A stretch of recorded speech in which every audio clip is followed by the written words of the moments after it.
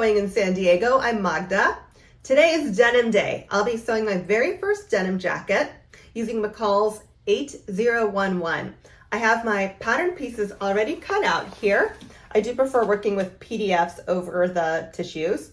And I have an envelope already prepped, so at the end of all of this, I can just put this away in the back of the closet. And I chose a 7-ounce Lucky brand two-way stretch denim from my local Joann fabric. And I've already pre-washed it. I've already ironed it. It's ready to go. With this, I'll need interfacing for a couple of the components of the jacket, including the collar and the cuffs and the like. And this is Pellin SF 101. It's a fusible interfacing, very easy to use. I love it.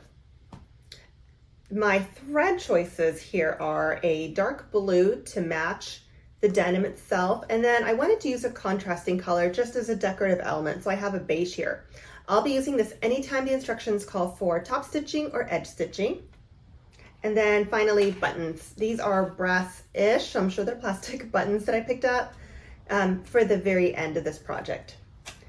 And to go with the thread, I have a bobbin here. And now my usual tools of the trade. Of course, scissors, one pair of large scissors just for the fabric in the beginning of this process. Smaller scissors for that thread as I go along the way. Pins for keeping fabric together. A white crayon, this is just Crayola that I use to mark on the fabric when I'm preparing to cut out the actual pattern pieces. And finally, a seam ripper because nobody's perfect and you know how this goes. So I'll turn the camera off now. I will cut into the fabric, I'll cut into the fusible interfacing, and I'll go ahead and press that interfacing onto the fabric where it's required. Then I'll turn the camera back on and we'll start stitching at the machine. Here's what I did off camera. The interfacing is now on wherever it's called for. All of my pieces are cut out and I have them in a pile ready to go. Some housekeeping. I am using a stretch needle because this fabric is stretchy. And then since I filmed the intro video, I changed my mind about one thing. I was going to use this beige color as a top stitch. And then I went through my stash and I found that I have this Coats & Clark jeans top stitching thread. There's only 60 yards of it, so I'm sure I'll have to hop to the store and get more midway through this project. But for now, I do have it. And I did some practice stitching with it just to see how the fabric responds to it. I love it. It just screams traditional denim jacket, blue jeans look, and so I will be sticking with this, not the other beige thread that I thought I was going to use. And also for the top stitching, I will be using a length of 4 on my machine. It's the longest stitch length that my dial will allow me to use. And again, I think it just creates that nice finished look for a denim jacket, jeans, anything like that. And now to get started with step 2. Step 1 was all the interfacing. For step 2, it calls for taking the pocket pieces, pieces 1, folding them in half so that the right sides are facing out, and then stitching along this line. That'll then allow us to squish that center part together. And then a few steps later, we'll line this up with piece 2. So it'll be the same width across.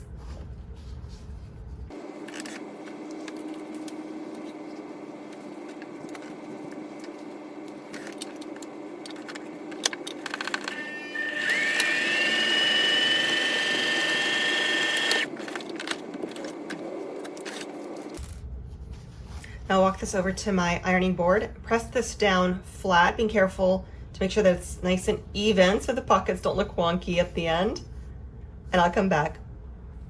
Now with this creased down, I just need to baste the very top and bottom of both pieces number 1, the pockets.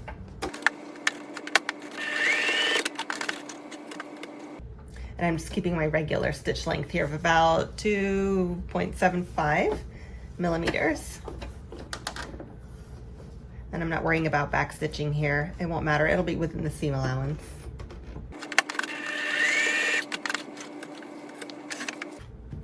There it is. And then moving on to step 4, we take our piece number 2, and I went ahead and did one of these off camera.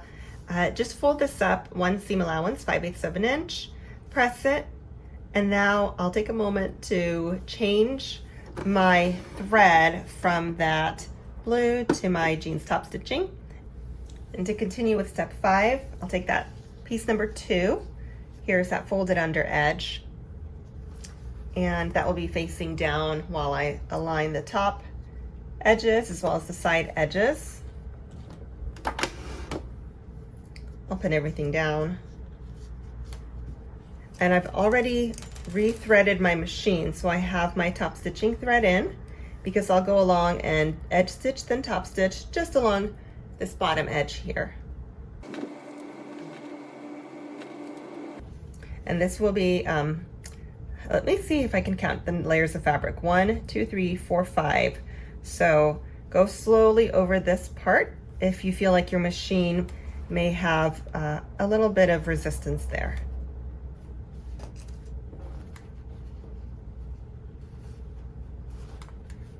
Again, this is a 7-ounce denim. It's starting to feel really thick in that one spot.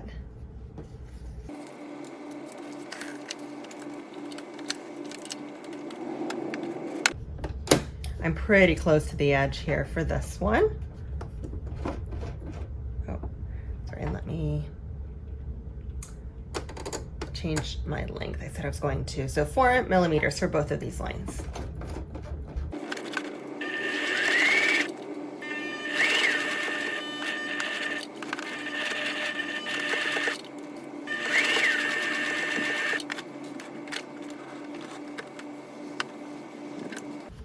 And I'll go over and do the next line. And now whatever I set as my distance from this edge stitch to the top stitch, I'll try to be consistent throughout the rest of this process. And I'm not double backing here, just because everything is so thick and it'll be within the seam allowance anyway, so I won't fret.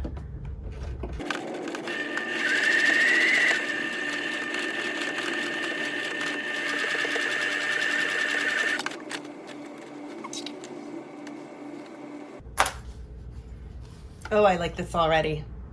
Okay, I'll do the other side and continue with the next step. Once the edge stitch and top stitch lines are finished, the instructions call for basting just around here between the dots and these lines. It looks like these are indicated to be basted at about 5/8 of an inch seam allowance. I'm going to try to stitch just within that seam allowance right there, just so it doesn't show in the final product. And then in step 6, the instructions call for stitching just along this curve here on both sides of the pocket. And I'll go ahead and start that now.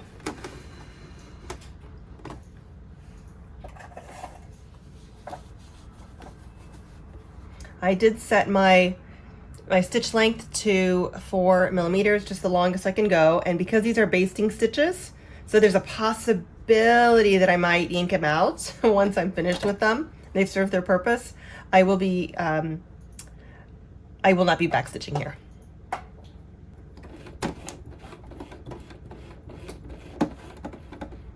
Ooh. Aha. I was just sewing buttons. Okay, here we go.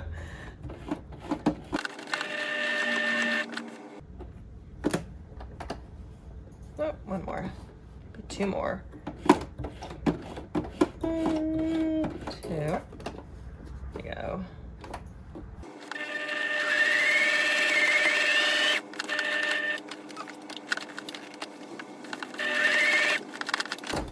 There's that top part.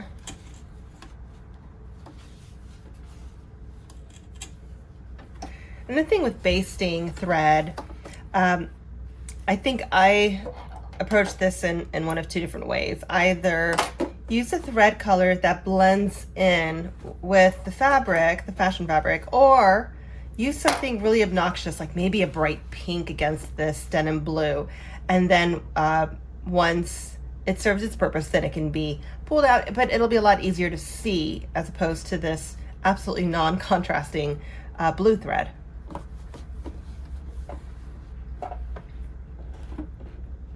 Now this one, this line will be sewn a lot closer to the edge of the fabric here.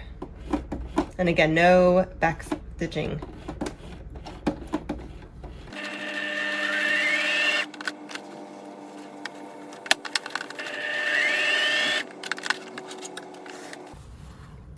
Now I'm leaving this tail on here because I will be pulling this, and I hope it'll work. That them being so thick, I may not. Oh my gosh, it's working. This is terrific.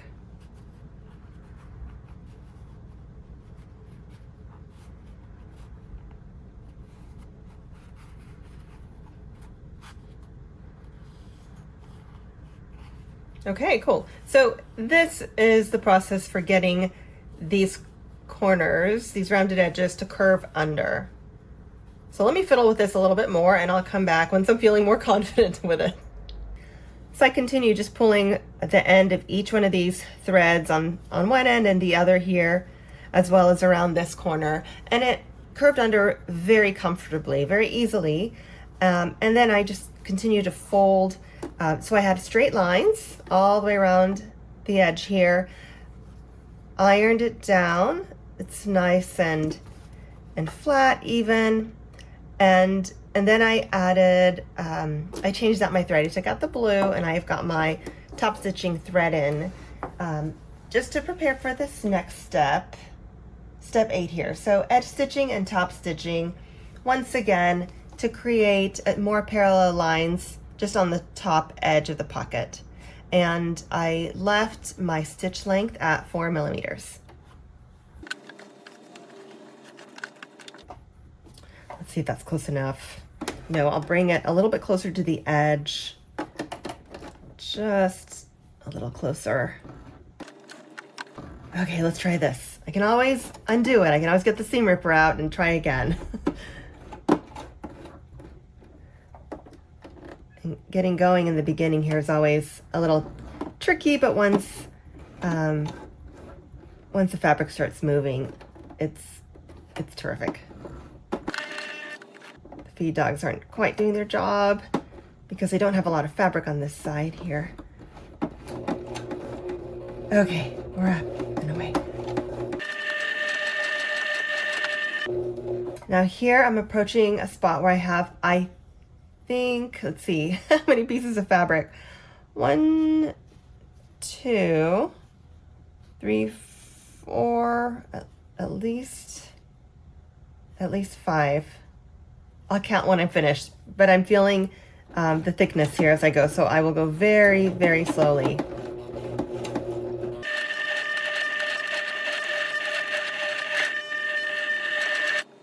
I'm going to be careful here to tuck this corner under because I don't want the denim showing this frayed edge here.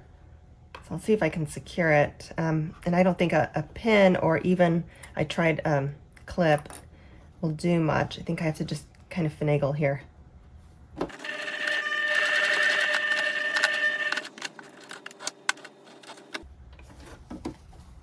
Okay, and now for the parallel line. And this will be just like I did in step 5. So edge stitching is done, and now the top stitching begins.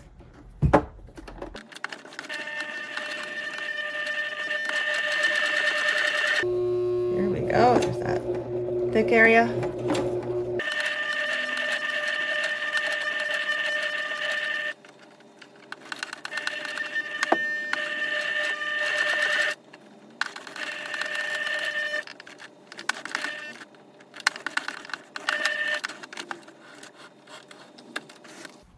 Okay, I like that. So I will, let's see, what do I want to do with these loose ends? I think I'll tie them in the back, trim, and then I can move on to the next step, which is to stitch these onto, and I have this ready right here, one of the front pieces. So let me deal with these, and I'll come back to pin and stitch into place right there. Before I attach these pockets to the fronts, I wanted to show you, I got my freight check out, a terrific tool.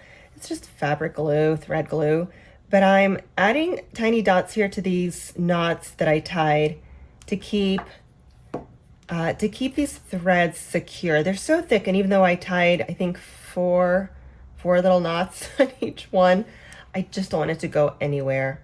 This is what it ended up looking like around the corners. It was a very low-tech way to deal with these threads. Just little knots.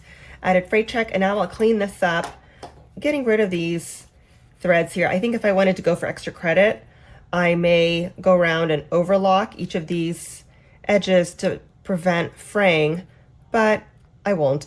I'd like to keep going and finish this jacket, hopefully this year. There we go.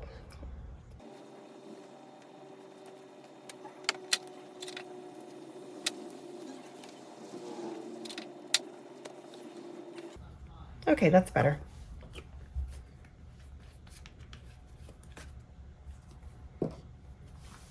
I've already changed my thread. I removed the top stitching thread.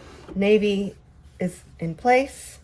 And now these dots are roughly where the corners of the pockets should meet. So I will raise them just a little bit to cover them up. And I'd like to be mindful of these parallel edges. I don't want to accidentally misalign this.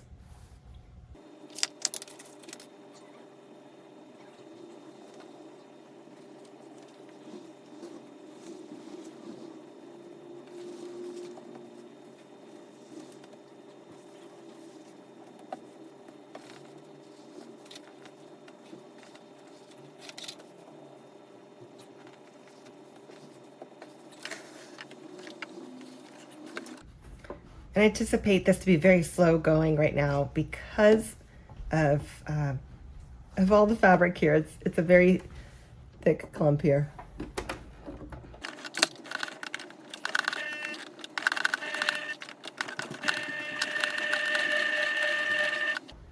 We do not sew over pins.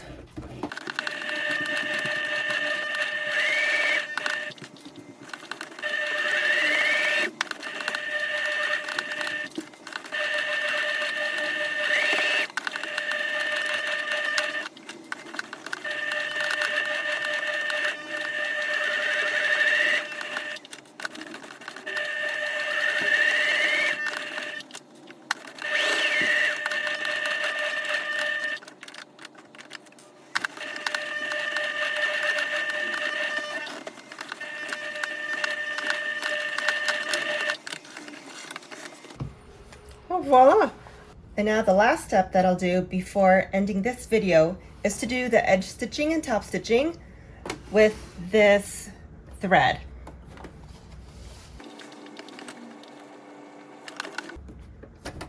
And I do have the stitch length set at 4 millimeters.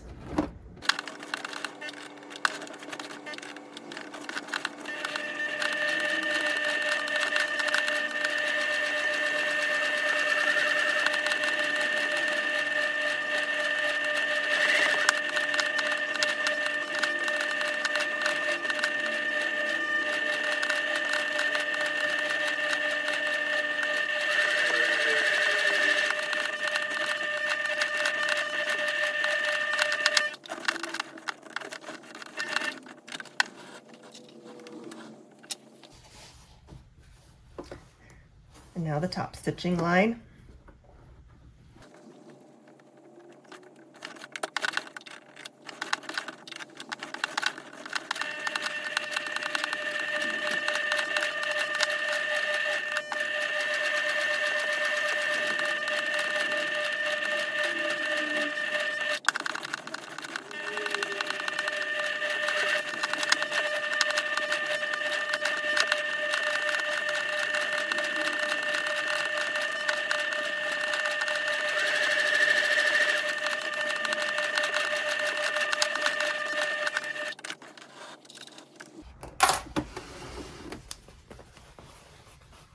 I'm happy with that, but I did have to go really slowly so that I would have a maintained equal distance between these two lines.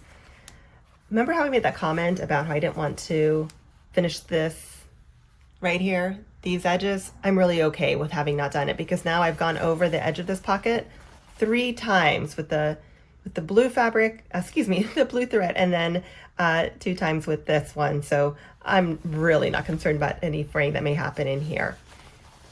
All right, I'll give this a good press and clean this up back here by tying a few knots. And I think that will conclude this part of this denim jacket series. And I will see you for part 2. Thank you for watching. Bye.